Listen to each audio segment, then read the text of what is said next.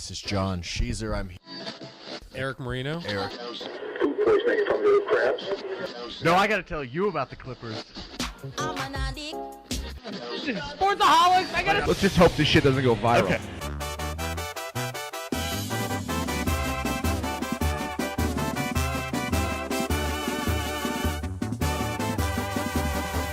Tú y yo en el rancho montando a caballo, no sé, piénsalo.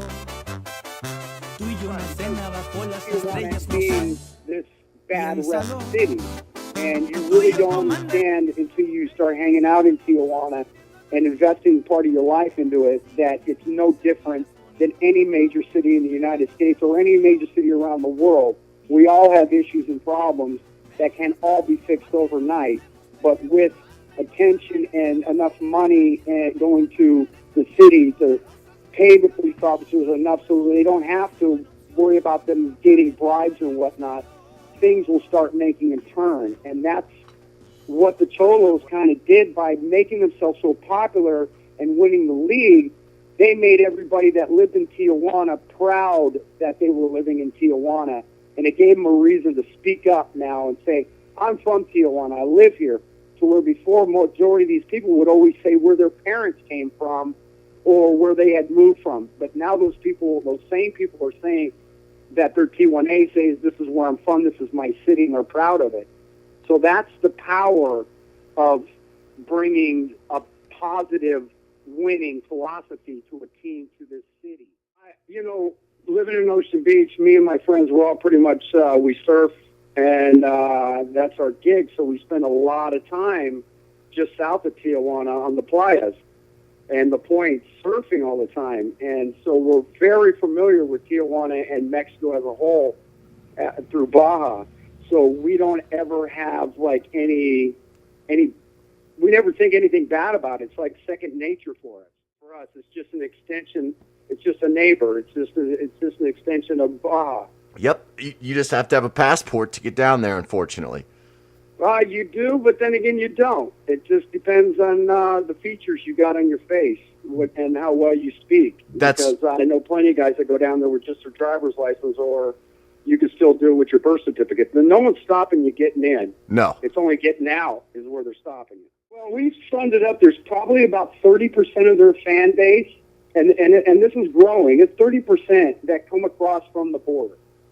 Now, they're Mexican-Americans, Anglo-Americans, they're African-Americans. It's just a widespread of people just across the map that just, once they've tasted it, that's all they want to do. And, a Friday night in Tijuana means you're relaxed. You got off of work. It just sets the weekend. It really does. Friday night football in Tijuana. Coming across to work in the United States or get visas to come across to hang out with their families or whatnot, and for whatever reasons, they never made it, and then they get left in Tijuana, and then you have a whole population that has been living in the United States for a long time. For one reason or another, they get in trouble with the law, or something happens in the family matter, and then they find out that they don't have legal documentation, and these people who've lived their whole lives in the United States get put right back into Mexico, and generally that's where they end up, in Tijuana or one of the other border cities.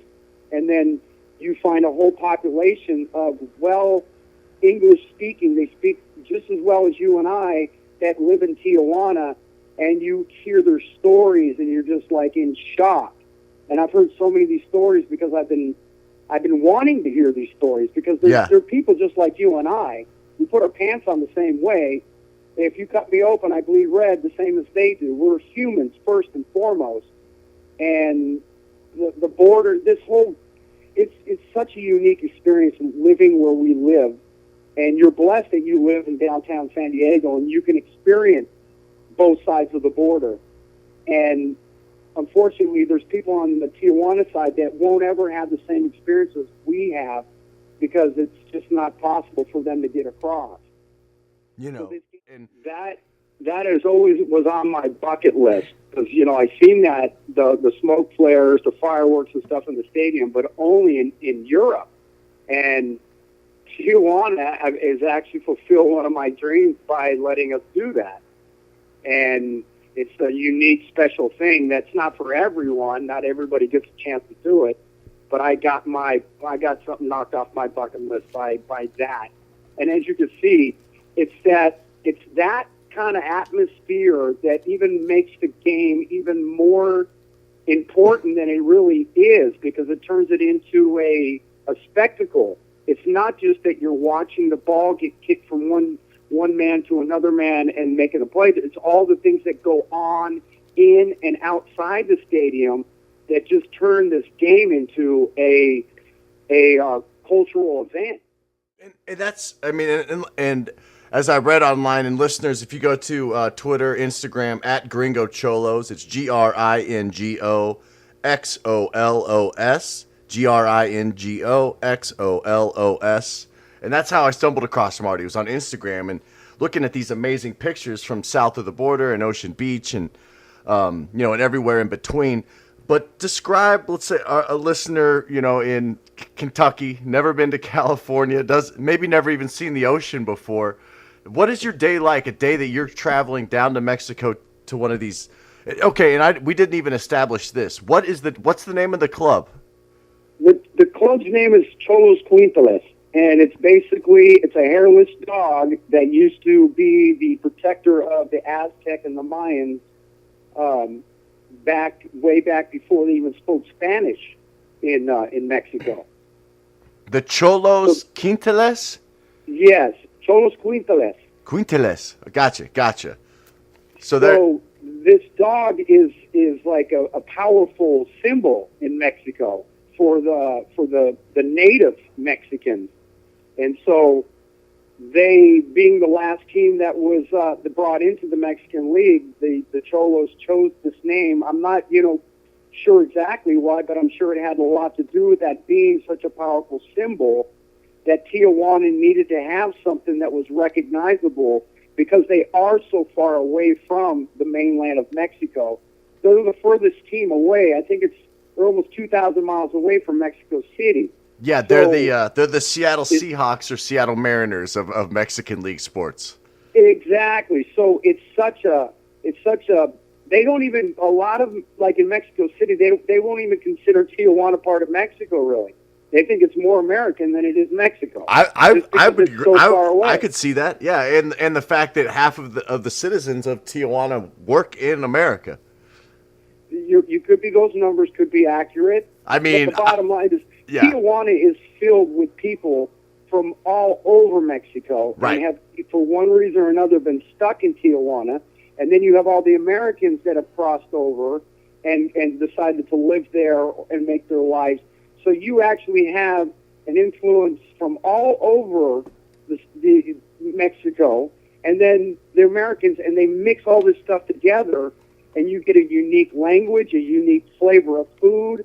The air, everything is unique to itself. There is nothing that compares to Tijuana. No, it's okay. So it's game day, which are those usually fall on like a Wednesdays and Saturdays, kind of in the tradition of North. Well, what they have are on their weekday games are usually the Cup games for the Mexican Cup. Okay. And the Cholos usually play their second team against the other team's second team, or if it's a team that's coming up from the second division, they're playing their starters. So it's not really a big game for us per se, as much as it's continued training for a lot of the younger players on the team. Okay. And then the Cholos themselves play their Mexican League games at home, always on Fridays, because they are the furthest team away from Mexico City, and their games would kick off at 9 p.m. in Mexico City when it's 7 o'clock here.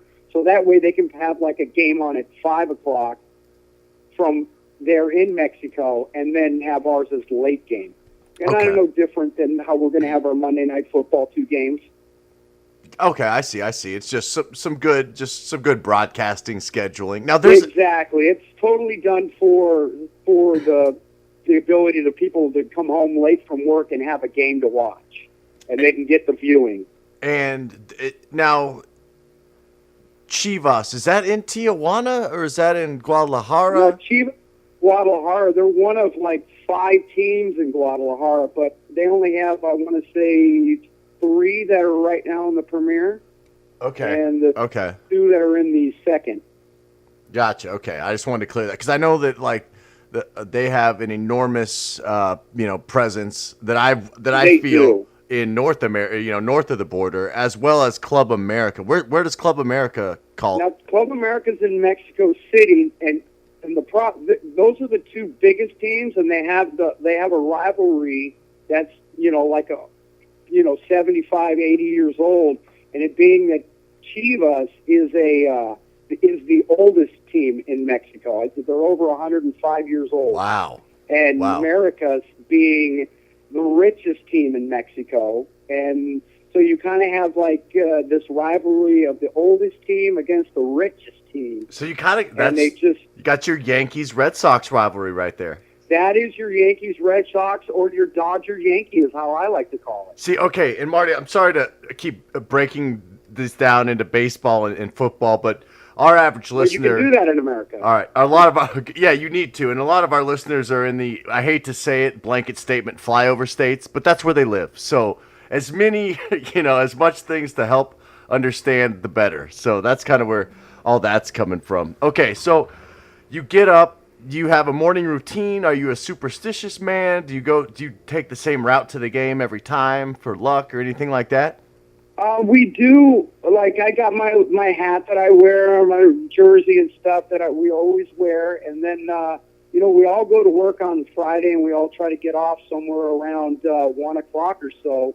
The game starts at 7, but it takes a while to get down to Tijuana. It doesn't take a long time, but there's a lot of things that we do before kickoff. And one thing we always tell ourselves is you never have enough time in Tijuana. You can never have enough time. That's a good philosophy. We group up together. My nephew has a restaurant down here in Ocean Beach called Raglan Public House, and we generally all meet there, and then we just jump in Ubers, or if one of our guys has a van, we'll all jump in a van and head down to the border, and we'll park on the American side, because it's only about $5 to $7 to park for 10 hours, and then we'll just walk right into Tijuana and jump in a cab, and for $5, a cab will get you to anywhere you need to go. And so generally our first stop is go get tacos immediately. We got to go get tacos. Now, what kind of tacos are you? On tacos and beer. Are you getting fish tacos, shrimp tacos? What are you going with? Tijuana's not so famous for their fish taco. They're famous for an adobada taco, which is like a pork that's on a skewer.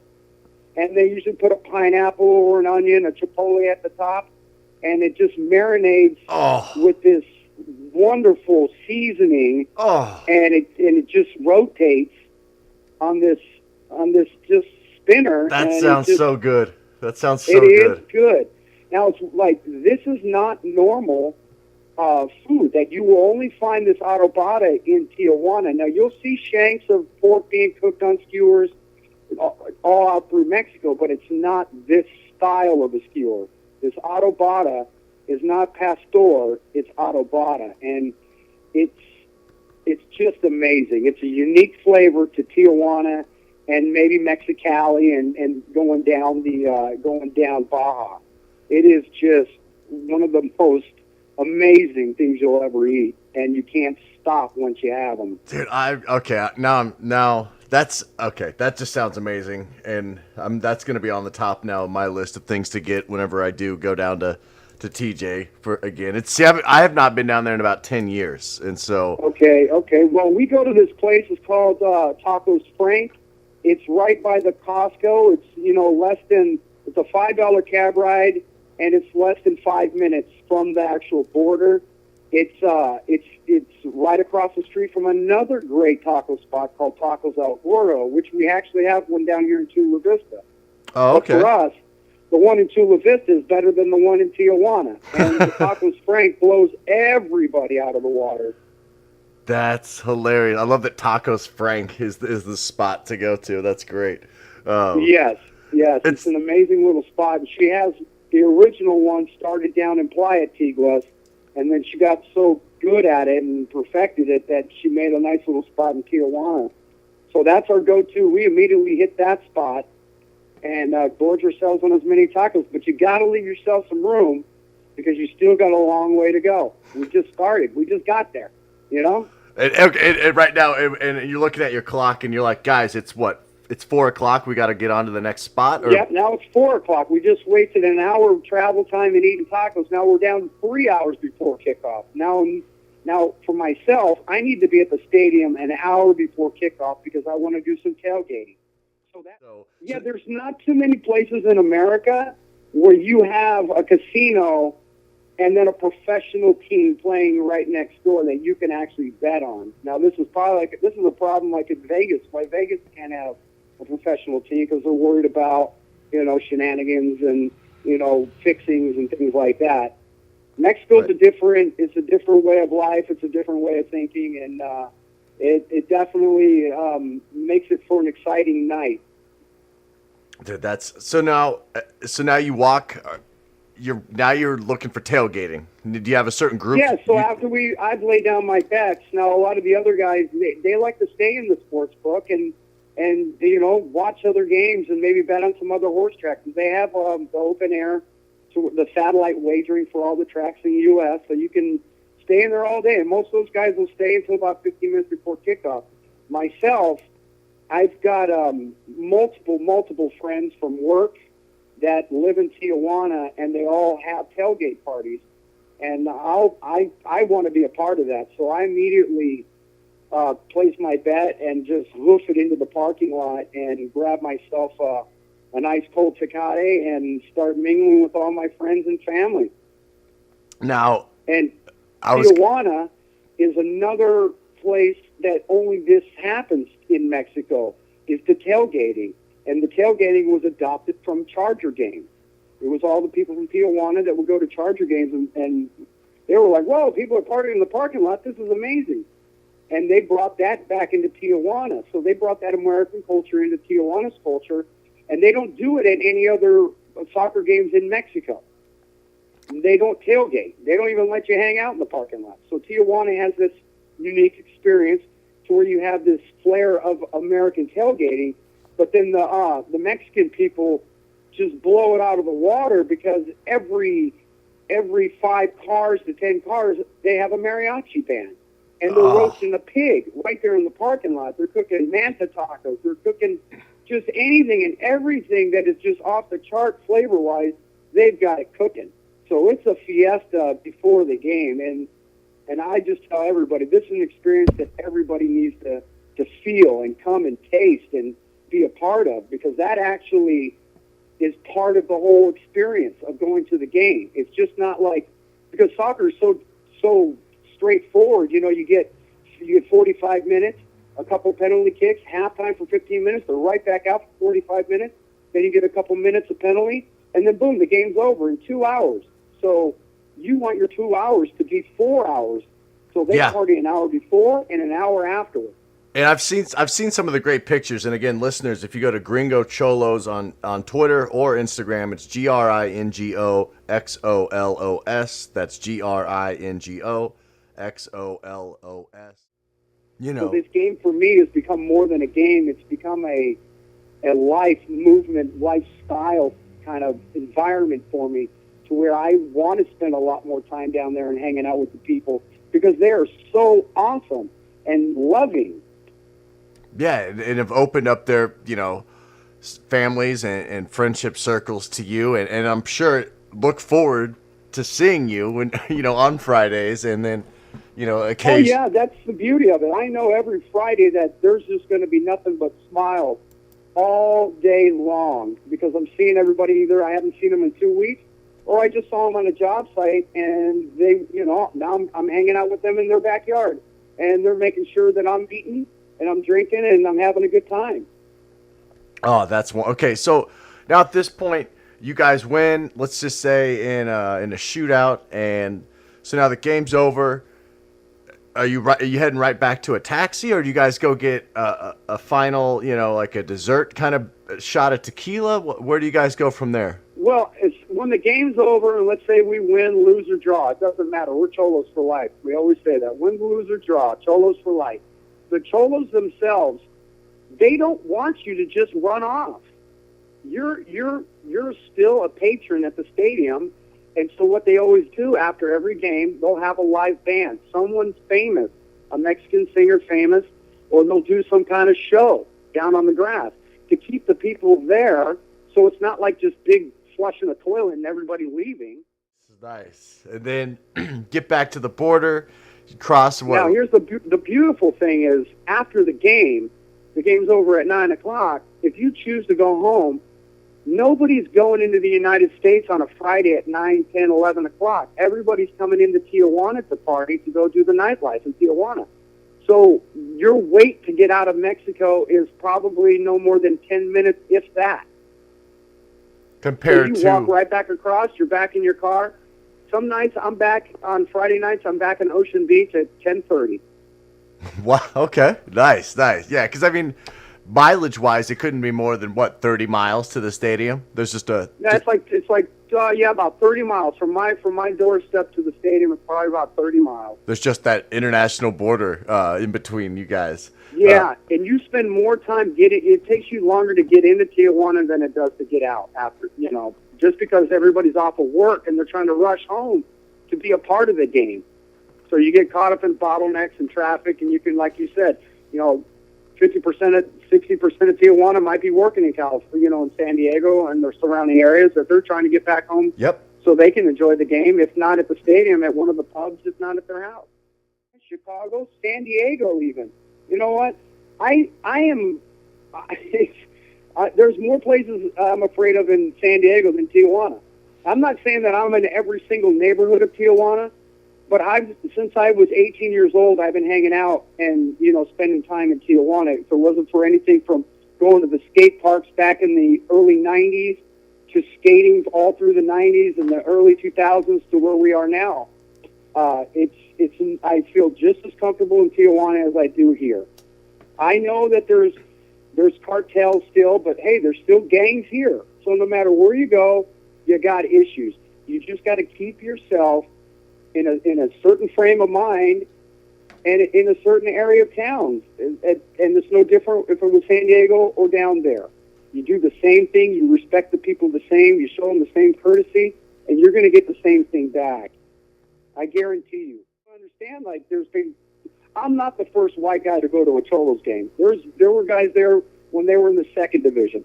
I was blessed to find them in 2011, and as soon as I went to my first game, I never looked back and I bought my Cholo pass. But there's guys just like me that have been doing it longer than I have. They're just not as vocal about it. They just don't. Maybe they don't want the secret to be let out. What I always wanted to do is I wanted to let the other people know this is going on down here, and it's not what the media has been portraying to you on the news. You need to find your own story, your own way, and make your own story. And generally, after one trip down there, you have a new vision on what Tijuana is, and you have your own true-to-heart story that you can share instead of getting these secondhand stories, which are stories once they've gone through two people. Hey, that 6-inch push, nobody cares about 6 inches, but if he was a foot and a half long, you're going to get a little bit more people to pay attention to. Amen. That's kind of how that Tijuana story works. Just because you paid a bribe because you were walking in the street drunk, and you wouldn't have been able to do in the United States, and the guy said, hey, give me $20 and we'll call it a day, and you chose to give him the $20, that's your story that you turn into, I almost went to jail because I had to pay a bribe. Well, dude, you chose your story to be like that. You shouldn't have been ignorant enough to be drunk and drinking in the street. You can't do it in the United States. What made you think you could do it in Mexico? Singing. Oh, brilliant, man. And that's kind of what we do for the Cholos, We have parades, and we sing, and we have flares and smoke bombs, and they do it in Tijuana really, really good. There's a group that's behind the goal that I sit in, and it's called La Masacre, which means the massacre. Now, there's really only two white guys that sit in that section, and that's me and my friend King George. And he's an Englishman from England who somehow ended up living here in Coronado. and gave me a call one day and asked me if I could take him to a game. And I told him I would, and I took him to a game. And I told him that he couldn't go in the section, and he looked at me. He goes, "I'm English, bro. This is what we do." I don't need. And he told me, "I don't need you to get me in there. I'll get myself in there." And even after me being in there for 5 years, this guy came in, and I thought they were going to give him a hard time. And they actually gave him King's Welcome because he was from England. He's from the homeland. Yeah, They he's were like, thinking, we invented the sport. Yeah. So now me and this guy sit in this section, and so we're part of this special group that's they can actually lock you in. Once you're in this section, you can't get out. Dude, Because they're so rowdy and radical in there, and they have all the songs, and at the beginning of the game, they might run a couple banners and stuff, but it's nowhere near the way that Portland does it. Or let's say, I think Kansas City and Columbus started doing these things behind the goal before the game where they raise up the banners. They're gigantic. Yeah, Kansas City does. That pageantry, that collectiveness of all that group of people with the like-mindedness together, you couldn't get that done in an NFL game. Are you kidding me? No way at all. Not right now. That's what separates those two sports, and why soccer, football is so much more of a fan game. Like the fans feel like they're part of it because they're involved in it. They're throwing confetti on the field. They're shooting, banging on drums. It's not illegal to do all this stuff. It actually makes the crowd a better environment. It makes you want to pay attention. It kind of just breeds, like you said earlier. It gives the player that little bit of extra energy, which is gonna increase the quality of play, and maybe you're lucky enough to witness something that you wouldn't have been able to witness otherwise without that. Yeah, and that's definitely what you're going to get in Tijuana. You're going to get if you can't make it to Spain, you can't make it to Italy or England for one of those Premier Leagues. This Mexican league is a really, really good league. There's a lot of quality players that play in this league that, for one reason or another, choose to play here and not in the MLS. Now, the Mexican league has no salary cap, so the Mexican players, I should say all the players from all over the world that play in the Mexican league, they get whatever they want. They can demand a certain price and get it.